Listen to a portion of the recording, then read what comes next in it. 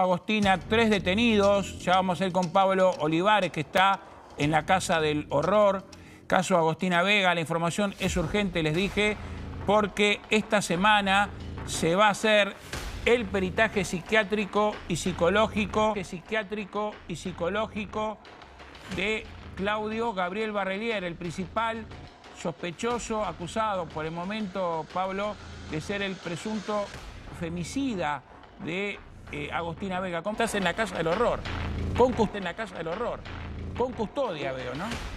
Gustavo, ¿cómo te va? Buenas tardes. Es así, todavía con custodia. Esto te lo quería destacar porque estaba previsto que después de la inspección ocular que realizaron la semana pasada, que contábamos también a través del Aire de la Nación Más, después de eso se pueda devolver el domicilio al resto de las personas que habitaban acá. Pero entiendo que esto va a quedar sujeto a las declaraciones que vamos a tener el día martes. Van a declarar los 3 imputados.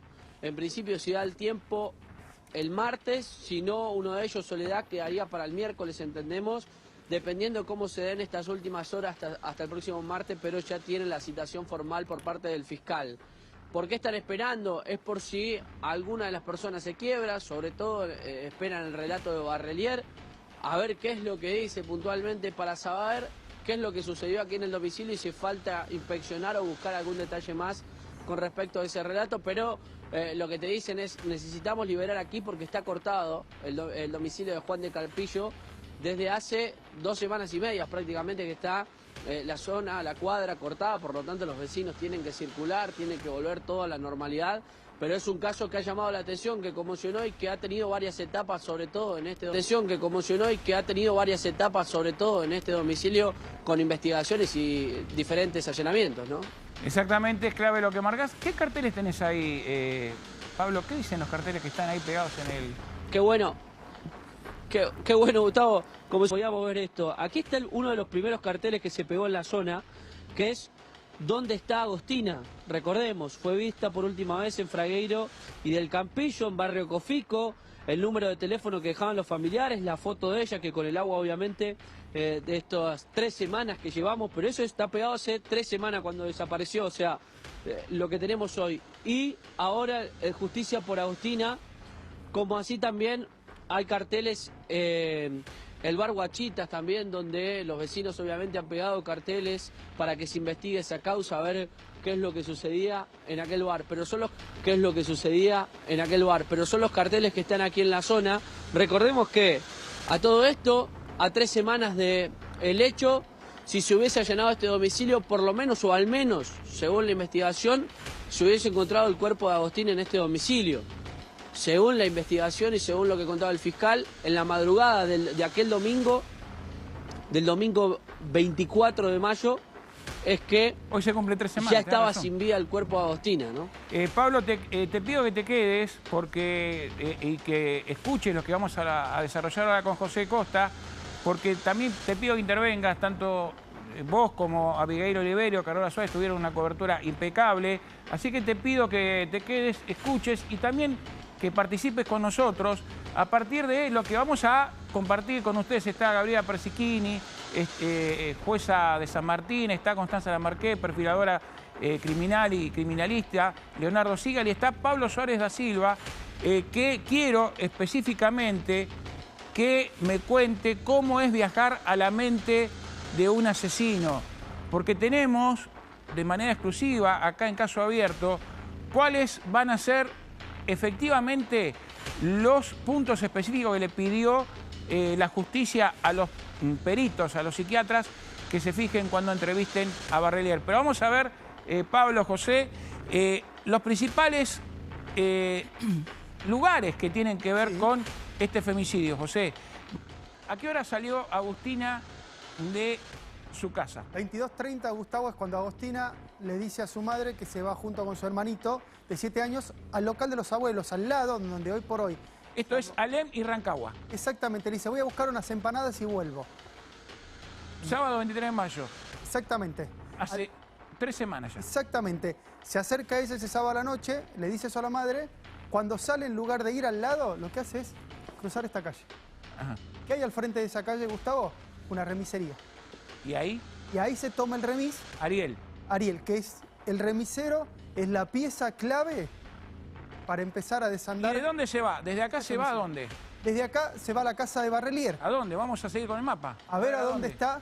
Es un viaje de aproximadamente entre 15 y 18 minutos, son 7 kilómetros aproximadamente hasta que llega a una cuadra de este lugar. Kilómetros aproximadamente hasta que llega a una cuadra de este lugar. No la deja... No la deja en la puerta. No la deja en la puerta del Campillo 878, sino la deja en Fragueiro y del Campillo. En Fragueiro y del Campillo. Exactamente. Y ahí es cuando se acerca un hombre con la cabeza con una capucha tapada que trata de que no lo vea justamente el chofer y le paga. Incluso no le alcanzaba para pagarle, le queda debiendo un puchito, creo que así de 1.500 pesos. Por ahí Pablo me podrá corregir si era un poco más, un poco menos, pero era por ahí. Se baja la nena y la nena se va caminando con él hasta esa casa. Hasta acá. Juan del Campillo, 878, la casa de Barrelier. Ahí se supone que hoy, hace 3 semanas, la terminan matando. Exactamente. No solo que la termina matando, sino lo que quiere la justicia, que en esas mismas primeras horas es cuando Entre 22:30, habrá llegado 22:30, 22:50 y después la mata. Entre las 23 y las 3 de la mañana la justicia cree que es el horario en que la mata Gustavo. ¿Por qué te digo esto? Porque incluso creen que antes de las 8 de la mañana lleva adelante el desmembramiento. Vamos a la otra casa. El vínculo entre Claudio Barrelier y Soledad Andreani. Zabalía 1223, la casa de Soledad Andreani. ¿Por qué vamos acá? Porque Barrelier necesita pedirle el auto, el Ford Ka negro, Exacto. a Soledad Andreani. Si no, lo puede sacar del cuerpo. Exactamente. Y durante el domingo se lo pide varias veces y ella le dije no podía, por una cosa o por otra. Entonces el lunes a la mañana él se va hasta ahí, recoge el auto, vuelve a su casa, estaciona el auto en la puerta de su casa y acciona la puerta de la casa de grabación de eso. ¿Y de ahí a dónde se va? Y de ahí es cuando se va al descampado. ¿A dónde? A las 11 de la mañana. Ahí lo vamos a ver en el mapa, es cuando se va al descampado, el lugar donde él decide descartar el cuerpo, que es en el barrio Ampliación Ferreira, que es para acá. ¿Por qué conocí ese lugar él, Gustavo? Porque él pasaba todos los días por ahí cuando iba a jugar al fútbol. No era un camino desconocido para él, más allá que no era un camino comunitario. Zona de confort. Exactamente, era un camino que él conocía cuando iba a jugar al fútbol 1 o 2 veces por semana. Llega hasta este lugar, se baja de este lugar con 2 conservadoras y un tacho y una pala. Y con eso se dirige muy cerca de esta parte, Gustavo, que es donde hay una acequia, y ahí es donde cava con no mucha profundidad y empieza a colocar partes del cuerpo de Agostina. En ese momento, cuando estábamos... Partes del cuerpo de Agostina. En ese momento, cuando estábamos al aire, el sábado a la tarde el sábado a la tarde, sí, se dijo que no habían encontrado todo el cuerpo. Y todavía no ¿Sigue encontraron. así? Sigue Hay partes del cuerpo que no encontraron. Todavía hay un antebrazo que no se encontró. Vamos a la siguiente, porque de acá se va a una ferretería. Exactamente, de acá se va en teoría a la ferretería, acompañado ya justamente por Soledad, la tercera Primero detenida. pasa por la casa de Soledad y después van a la ferretería. Claro, ahí lo que dicen ellos, que iban a la ferretería a buscar materiales porque ella necesitaba que le modifiquen una puerta o arreglar una puerta o cambiar una Esta es la abertura y le iba a imagen ayudar. en la cual se ve a Barrelier con Soledad manejando o manipulando una lona, una frazada. Exactamente, la parte de atrás del auto, una lona, una frazada, y que se la ve también a ellos después salir con materiales de esa ferretería. Recordemos, estamos hablando lunes 25 de mayo, que era feriado, ellos mismos cuentan, estaba prácticamente cerrado. Eso fue entre las 12:45 y 13 horas. Ya había dejado el cuerpo. Este es el video, mirá. Este es el video, ahí le agradecemos a la producción que lo pusieron. El video donde se ve...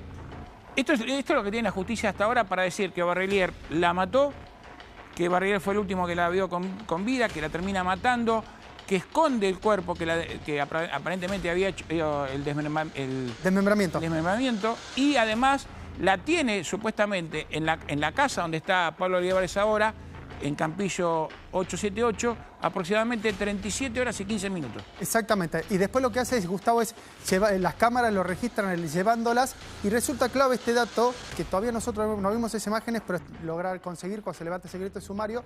Las cámaras municipales lo ven a él, que llevaba en el asiento del acompañante ese tacho blanco. Ese tacho blanco donde iba parte del cuerpo de ella. Y se lo ve cuando iba con el tacho lleno, y cuando vuelve estaba sin el tacho. ¿Y dónde termina el recorrido de Barrelier?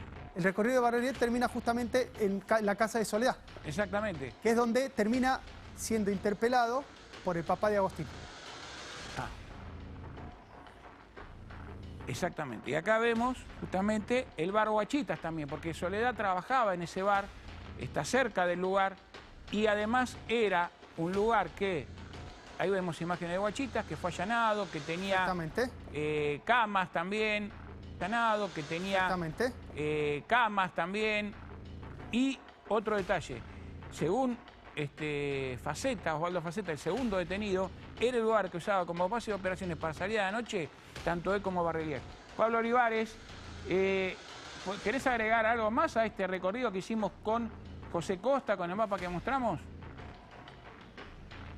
Gran relato han hecho, obviamente, de cada uno de los detalles y de todo lo ocurrido desde aquel día hasta encontrar el cuerpo. Yo les destacaría, compañeros, un detalle que llama mucha atención a la justicia y es el dato de la precisión en los cortes, el desmembramiento del cuerpo puntualmente, donde esta persona sabía en los sectores, obviamente, que tenía que cortar.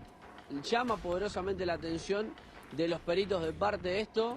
Por lo tanto, aquí la duda que se genera es si tiene que haber nuevas imputaciones, si él realmente cortó el cuerpo solo o si estaba acompañado, porque hay videos donde se ve ingresar a gente aquí en este portón momentos antes de que ingrese la niña. Por lo tanto, se ha investigado a estas personas, se le ha tomado testimonio y no habría que descartar que en las próximas horas pueda llegar a haber más imputaciones en esta causa, ¿no? Totalmente. Pablo, te agradecemos. Ahora enseguida vamos a volver con vos también. Gran detalle que nos acabas de dar, un datazo. Le damos la bienvenida formalmente ahora sí a Gabriela Persichini, que fue jueza de garantías en San Martín. Le cambié el apellido otra vez. Pablo de garantías en San Martín. Le cambié el apellido otra vez. Pablo Suárez de Lima, también a Constanza Lamarqués. Lamarqués, abogada y perfiladora criminal. Pablo Suárez de Lima es perito psicólogo forense. Gracias, Pablo, por estar con nosotros. Y también Leonardo Sigal. Leonardo Sigal es abogado penalista, ha estado en varias oportunidades aquí en Caso Abierto. Le quiero preguntar primero a Gabriela Persichini, ¿qué es lo que percibe de todo esto vos, Gabriela, como jueza que fuiste, con respecto a la investigación, con respecto a... ¿Qué percibí de todo este caso? ¿Qué tal? Buenas tardes, Gustavo. Buenas tardes, Gabriela. Si yo, insisto, no conozco la causa, es todo lo que veo en la televisión. Si vos me preguntás, yo creo que faltan detenidos, yo creo que va a haber más imputaciones y detenidos, yo creo que va a haber más imputaciones y lo que yo creo y avisoro es que la madre está convenientemente internada, porque no puedo concebir, el sentido común me lo dice, que la madre supiera que estaba con Barrelier y no la fuera a buscar. La denuncia la hace, por lo que dicen ustedes, 24, 48 horas después. No, un poquito menos. La inclusión de Barrelier como posible sospechoso recién hace el día lunes a la mañana. Claro, pero sabía por las amigas de la hija que estaba con Barrelier. Y sabía por el propio Barrelier también. Y Barrelier admitió. Claro. Ahora, Gabriela, vos de acuerdo a lo que tenemos hasta ahora, que Barrelier está detenido, acusado del femicidio de Agostina, pero que el año pasado había tenido una causa por privación ilegal de la libertad, en esta misma casa donde mata a Agostina, agravada por el uso de arma de fuego, y que lo liberan en 20 días, ¿eso te hace ruido? Lo que pasa es que no entiendo por qué está en libertad. Privación ilegal de la libertad calificada, como es la calificación de los hechos que vos me estás diciendo, a lo que yo le agregaría la tentativa de violación, atento a los dichos de la propia víctima, que dijo que la quiso violar, no es una calificación que permita que esté en libertad por la magnitud de la pena expectativa. No sé si fue excarcelado o fue libertad fiscal. No lo sé eso, no conozco la causa. Cualquiera de las dos formas en libertad no podría haber estado. Yo siempre digo lo mismo, un detenido que queda detenido, un procesado que queda detenido es un delito menos que después comete. Y ahora le quiero preguntar a Pablo Suárez de Lima, perito psicólogo. Nos vamos a meter en lo que fue nuestra primera información urgente. Vos no lo viste en ningún lado. en la cabeza, en la mente de un asesino. Ahí lo vemos a Barrelier, nos vamos a meter en la mente de Barrelier, Pablo, porque ya se determinó que esta semana le van a hacer el estudio psicológico a Barrelier. ¿Qué se hace o qué le puede dar a la justicia un estudio psicológico? Y la otra pregunta es, te hice muchas. La otra pregunta es, el acusado, ¿se puede negar o se puede negarse a colaborar con este estudio? Bueno, buenas tardes. Sí, el acusado se puede negar, no está obligado a hacerla, la pericia psicológica. Y dos cosas también, hay que diferenciar la pericia psicológica de la psiquiátrica. La psiquiátrica apunta a determinar si el sujeto comprende la criminalidad del acto, es decir, si entiende de lo que se le está acusando, ¿no? Eso por un lado. Por otro lado, la pericia psicológica apunta más al perfil, ahí sí, a las características estables de personalidad que pueda tener. Y aquí quiero hacer una aclaración, porque se dice Barrelier es un psicópata, ¿no? Sí. Ahora, hay que tener cuidado de no tomar a la psicopatía como un comodín en todos estos casos donde siempre es un psicópata cada vez que hace este tipo de cosas, ¿no? Pero el psicópata es imputable. No es imputable, es psicótico. Exactamente. Eso sí podemos distinguirlo en base a la información. Como dijo aquí la señora jueza, estamos hablando en base a la información que tenemos por los medios, sí, ¿no? De que no es un sujeto con características psicóticas, ¿no? Y para hablar claro, no es un loco, no es un tipo que... Se viene a remarcarlo. Claro, que no entiende lo que hace, no, todo lo contrario. Todos los pasos que él ha dado antes demuestran que sabía lo que hacía, incluso después. Ustedes mostraron recién ahí dónde habría descartado el cuerpo o conocía. Eso es muy importante porque tiene que ver con el perfil geográfico, que después puede hablar la colega respecto del perfil geográfico, ¿no? Es decir, un sujeto cuando se deshace del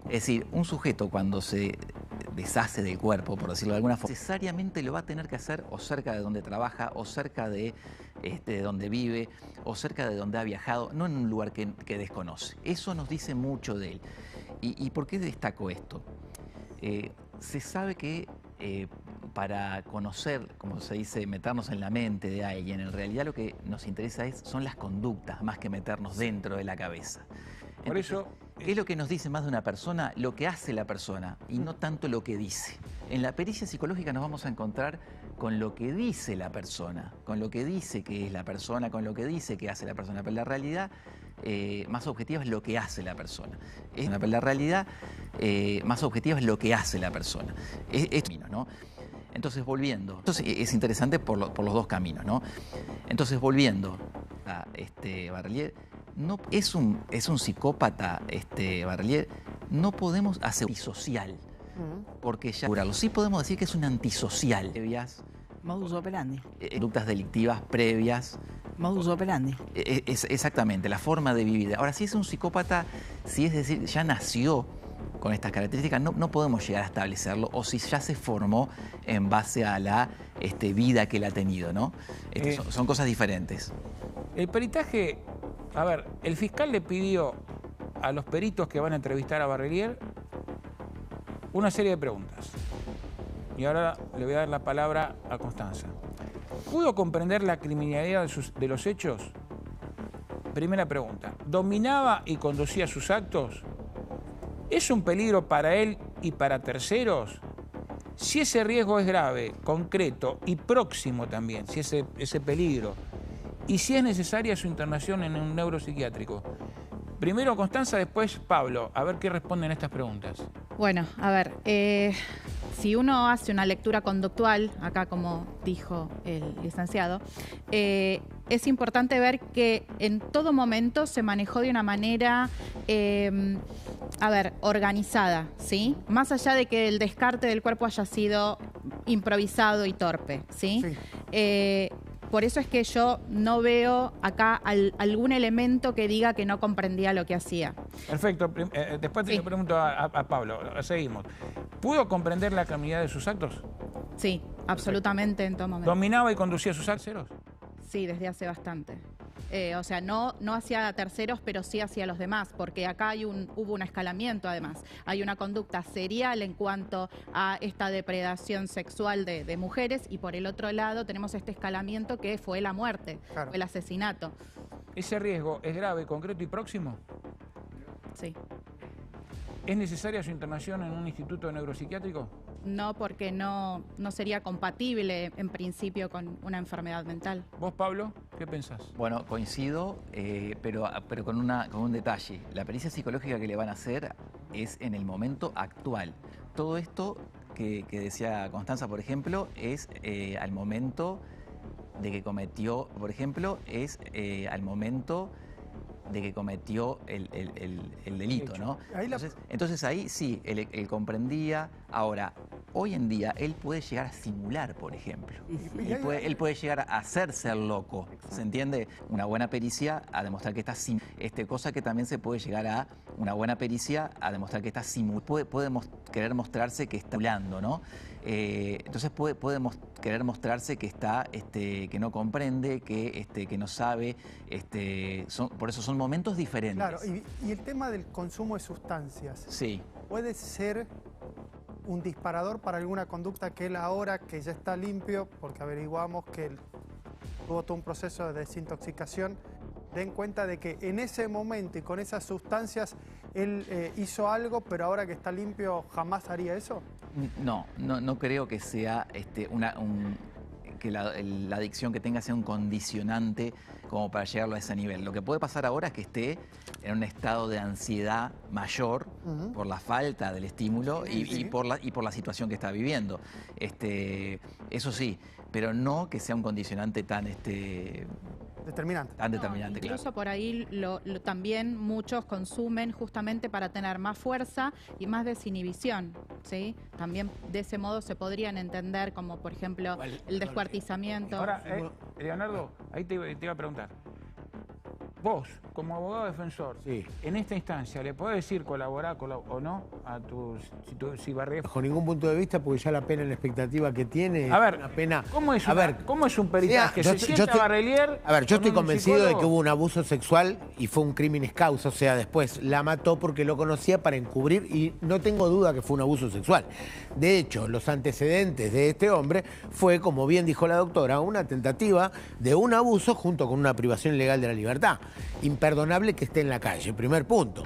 Y segundo, a ver, después de Loan, después de este caso, el protocolo, tiene que haber un protocolo en todo el país. Yo no puedo entender cómo el fiscal no aplicó un allanamiento fiscal que después lo convalida el juez. No sé si va a estar de acuerdo la doctora, pero en estos casos, cuando hay un menor desaparecido, en provincia de Buenos Aires es el artículo 222. El fiscal tiene la potestad de romper la puerta porque apenas se sabía que estaba la desaparición,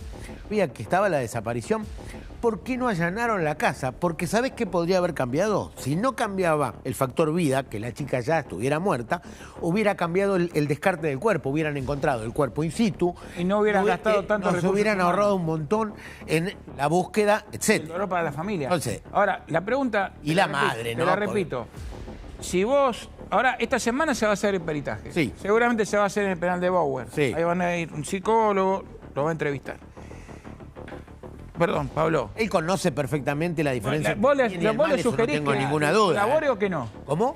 ¿Vos le sugerís que responda a las preguntas del psicólogo o no? Y en realidad ya no, porque, a ver, es un delito muy grave y si es un delito de otro ejemplo, entonces vos podés aplicar, tipo que tiene cómplices, por ejemplo, entonces vos podés aplicar un arrepentido, el abogado tiene la obligación de ofrecerle a su cliente un arrepentido para subir una escalera cuando hay una organización. Doctora, ahora, acá hay cómplices partícipes necesarios. Está bien. Ahora Y la van a tocar a la madre, y estoy de acuerdo con la doctora lo que dice, de que está llamativamente internada y con problemas. Doctora. Yo lo que creo es que estos puntos de pericia, Gustavo, que usted estaba marcando, son para establecer fehacientemente el fiscal, antes del futuro procesamiento, lo que sea, si comprendió la criminalidad del acto, la inimputabilidad, para que se pueda establecer si Barrelier es imputable o no es imputable.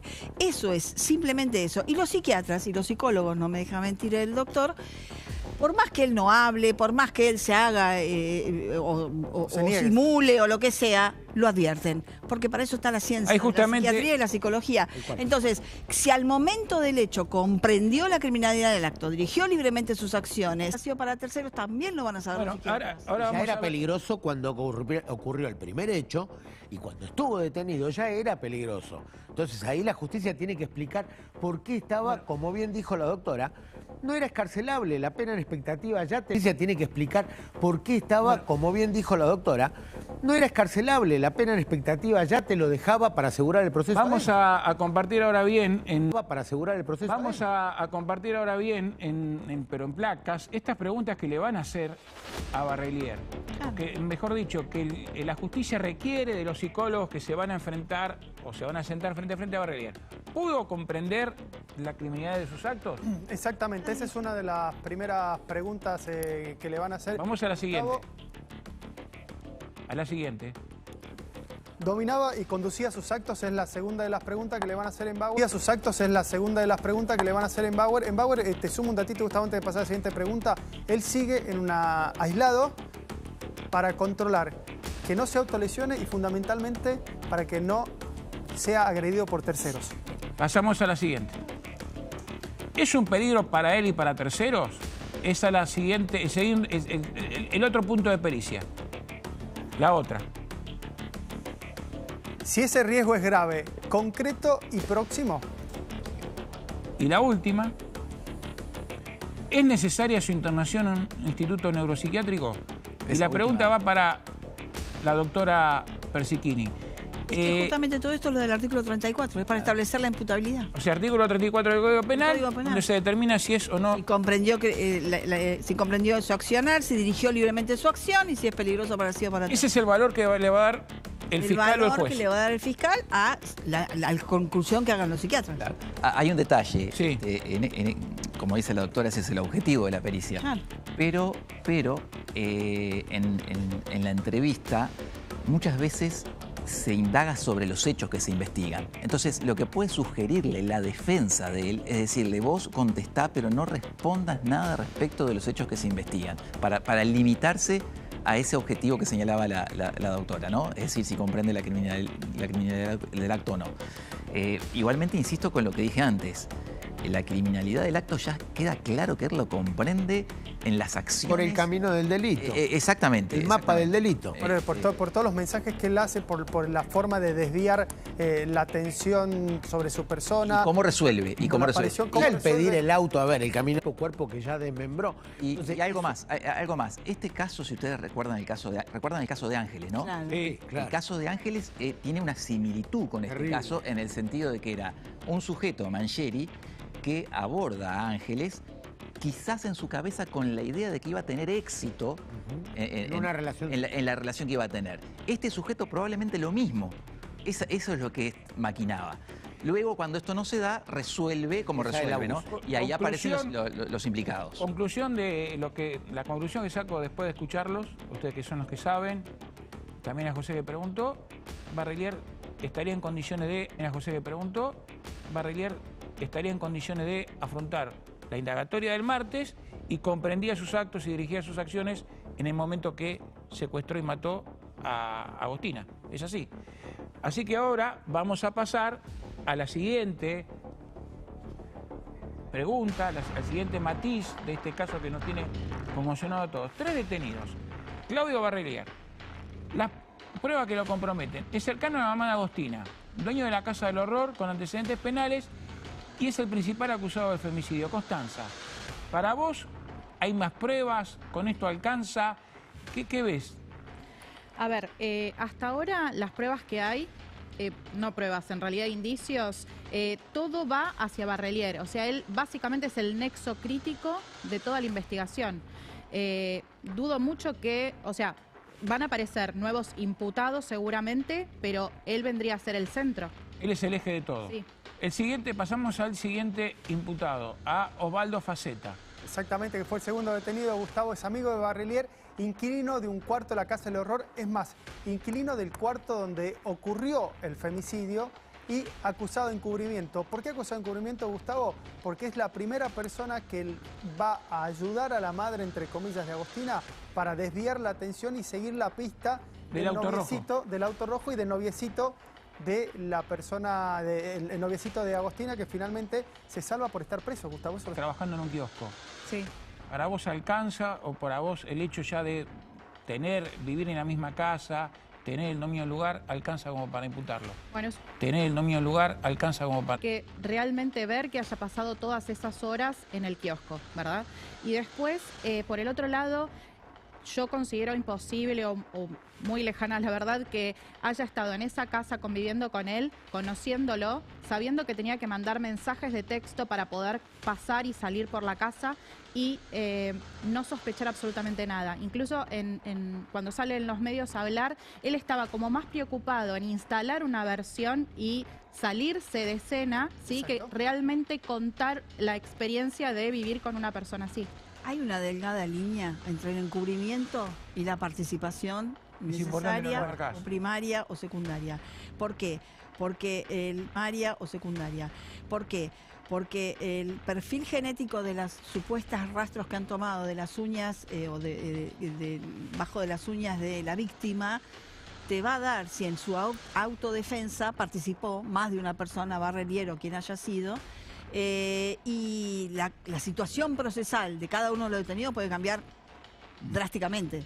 Porque también está el tema del auto. Antes de pasar a la tercera imputada, ¿cuál es la diferencia, contanos a todos, Gabriela, y Leonardo también, entre un encubrimiento grabado y una participación secundaria? No haber participado del hecho, justamente. Claro. La diferencia es en el encubrimiento... En la pena. No, además de la pena es que en el encubrimiento no puede haber participado del hecho. Directamente queda descartada su participación, por eso es el encubrimiento. En cambio, en la autoría, coautoría, participación secundaria, interviene en el hecho. Sí, a ver, lo básico es, si el hecho hubiera ocurrido igual, sin la participación de esa persona. O sea, esa es la diferencia con el necesario. Yo lo que le estoy hablando es el encubrimiento y la autoría. ¿Y la diferencia de la pena? Más o menos. Es enorme. Claro. Es enorme, porque no estamos hablando de perpetua y nosotros estamos hablando de, creo que es el máximo del encubrimiento agravado, no llega a 6 años. El partícipe necesario corre con la pena del autor. La misma pena del autor, coautor y partícipe necesario. En este caso, Gustavo, lo que la justicia está tratando de determinar si fue la persona que lo ayudó a desmembrar el cuerpo.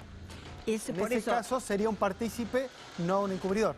Necesario, claro, porque ayuda al autor antes, durante o después del hecho. Por más que esté muerta la víctima, Gaby. Sí, porque es antes, durante y después del hecho la participación. Vamos a ver ahora qué pasa con Soledad Andreani. ¿Qué puede pasar con la amiga de Barrelier, la que le dio el auto, expareja de Barrelier? Esa entrega de auto, a mi criterio y con lo que sé, es una participación necesaria, porque sin ese vehículo no hubiera podido deshacerse del cuerpo. Doña del Forcá imputada por encubrimiento. Vos dijiste, Gaby, durante... La participación es antes, durante y después. Todo lo que pudo uno haber proveído al autor del hecho lo convierte en partícipe primario, en partícipe necesario, partícipe secundario o coautor. Y yo estoy convencido, Gustavo, que el desmembramiento del cuerpo también fue para ocultar el abuso sexual que hubo sobre la chica, seguro también. Por el conocimiento de la madre. Abuso sexual, es para, obviamente, deshacerse del cuerpo. Claro, ese era el final. Tuvo un tiempo casi de un día con el cuerpo. Claro. ¿Qué significa que que no sabía cómo resolver, no sabía qué hacer con eso? Entonces muchas veces ese desmembramiento es para poder sacarlo del lugar. Es para deshacerse de derecho. Claro, es una solución al problema. Pues justamente estábamos hablando de uno de los 3 detenidos, pero hay uno que nos interesa especialmente porque fue el segundo, porque es el que aparece un tanto vidrioso, igual que en el caso de Soledad Barrelier, y lo marcaba bien acá la jueza Gabriela Persichini. Hay una diferencia muy grande, no solamente en la pena, sino también en las conductas, entre ser acusado de encubrimiento agravado y ser acusado de presunto partícipe. Por eso estamos en contacto, le agradecemos la amabilidad que tuvo en atendernos este domingo con el doctor Eduardo Medina Allende, que es el defensor de Osvaldo Faceta, el segundo detenido. Gracias por atendernos, doctor, acá desde Buenos Aires, caso abierto.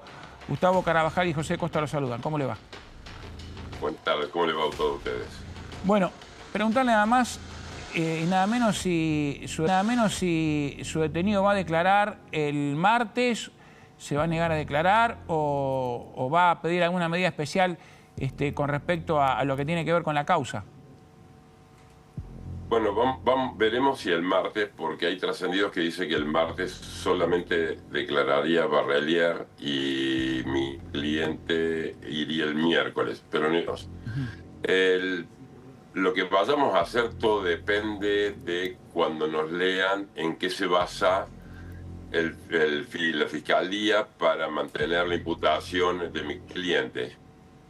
Porque hasta el momento no lo sabemos, tenemos varios indicios, pero no sabemos en qué se puede haber basado el fiscal para imputarlo de lo que le imputó a mi cliente. En el momento de la detención, disculpe la ignorancia, acá hay una jueza y hay un abogado penalista también, y hay otra abogada también penalista que es Constanza Lamarque, pero en el momento de la detención, ¿a él no le leen las pruebas o no le leen los elementos que hay en su contra?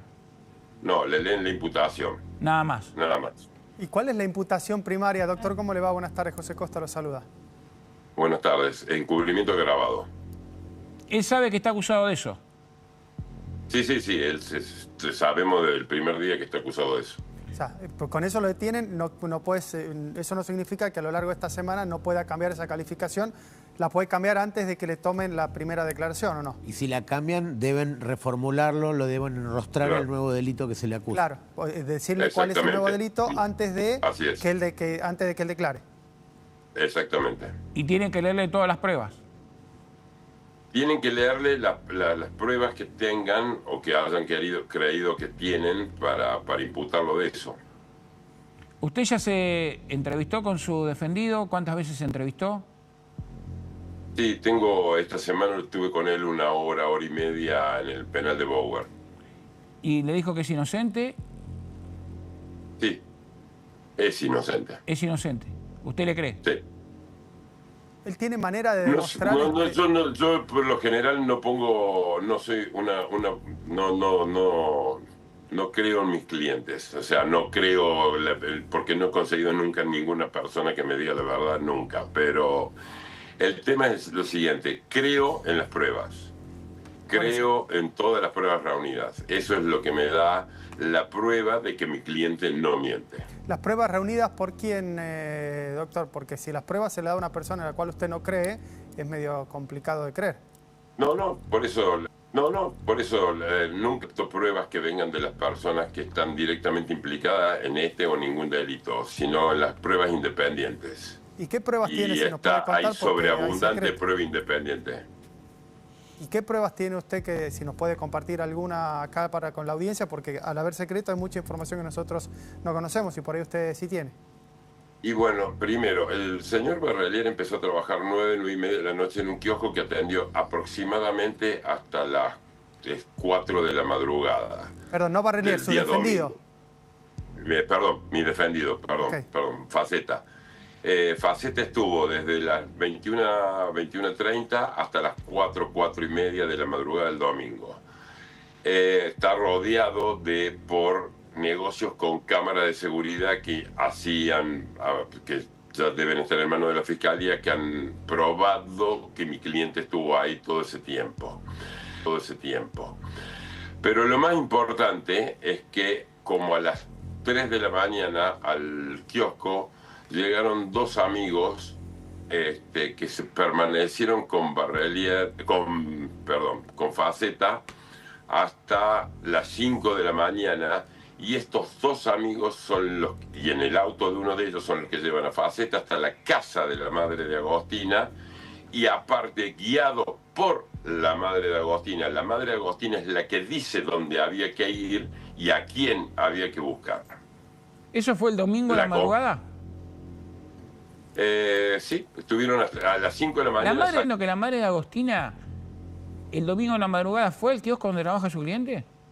No, estoy diciendo lo contrario. Estoy diciendo que fueron en el auto de los amigos de Faceta a la casa de la mamá de Agostina, y la mamá de Agostina les indicó dónde era el lugar que había que buscar la Agostina.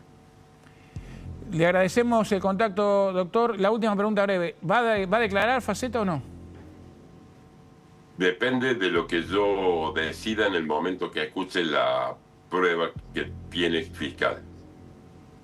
Perfecto, doctor. Le agradecemos el contacto en este domingo y vamos a seguir de cerca la situación de su defendido y de todo el caso que nos conmociona, no solamente a Córdoba, sino a todo el país. Muy agradecido. Muchas gracias. Hasta luego. Buenas tardes. Buenas tardes. Constanza Lamarque, la última reflexión con respecto a cómo ves que puede evolucionar el caso. Vos decías recién, como en coincidencia con toda la mesa, que acá falta gente. Sí, falta gente porque es el escudo relacional de impunidad que tiene Barrelier y que con la que se viene manejando hace años, y van a tener que ir cayendo. Yo lo que sí temo es que, como pasó en el triple crimen, que solamente caiga una parte y la otra parte todavía no conozcamos quiénes son. Pablo Suárez de Lima, psicólogo forense. ¿Pensás entonces que en la entrevista que le van a hacer en la semana a Barrelier va a dar que es una persona que es imputable según los términos del artículo 34 del Código Penal? Sí, totalmente. Y una cosita más que tiene que ver con la investigación, que es posiblemente una cámara Gesell que se le haga a la hija de Barrelier. Eso también puede tener información interesante para el contexto de la causa, aunque este tiempo que está pasando también hace que la cámara Gesell pueda estar contaminada. Claro. Es importante esto, porque antes de... Gracias Pablo, gracias Constanza, porque hay una información que nos llegó en las últimas horas, que esta semana, como decía Pablo, le van a hacer la cámara Gesell a la menor, a la chiquita de 11 años que vivía también ahí en la casa del horror. Hay que ver qué puede decir, y como bien marca Pablo, es interesante, puede llegar a estar contaminada esa declaración que va a hacer en cámara Gesell. Pero esto es lo que pasó en la semana en el caso Agostino.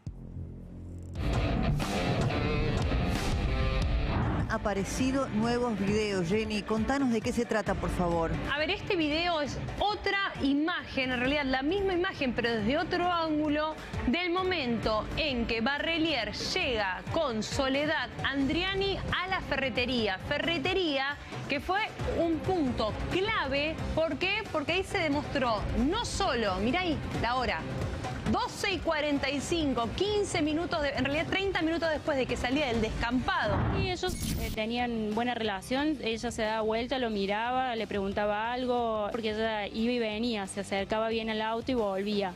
Pero no, ellos tenían una buena relación, se veía bastante bien, una pareja bien. Mi señora le manda un mensaje diciéndole: no confíes en nadie, por favor, Melissa, no confíes en nadie. No, le dice mi señora: no quiero que el tipo ese vuelva a casa. Pido con mi hija, no te hicimos nada, Claudio, nosotros. Claudio, decirle que me la devuelvan, que no me le hagan daño, Claudio, pídamela, por lo menos haz eso por mi hija. Barrelier le apuntaba con el arma y le decía puntualmente: yo necesito que la gente que te va a dar la plata te vea así. Situación desnuda. Atada y desnuda, ¿verdad? Sí. Faceta vivió 20 días en esa casa, nada más. Faceta tuvo un problema que decidió cambiar de domicilio. Barrelier le dice: yo tengo una habitación que no usa nadie en casa, ¿querés venir? Bueno, dale. Y en estos 20 días está todo este lío. Ella es la que hizo, digamos, toda la gestión, la compra. Todo este lío. Ella es la que hizo, digamos, toda la gestión, la compra, y él solamente yo lo veo en el momento que bajó para cargar los materiales en el baúl. Yo sé que él sabe que no tiene a mi hija, que me la devuelva, que le diga: la gente que está con él, devuélvenmela, mi hija no les hizo nada. Agárrensela con su familia, mi hija no tiene nada que ver, que me devuelvan a mi hija, es lo único que pido.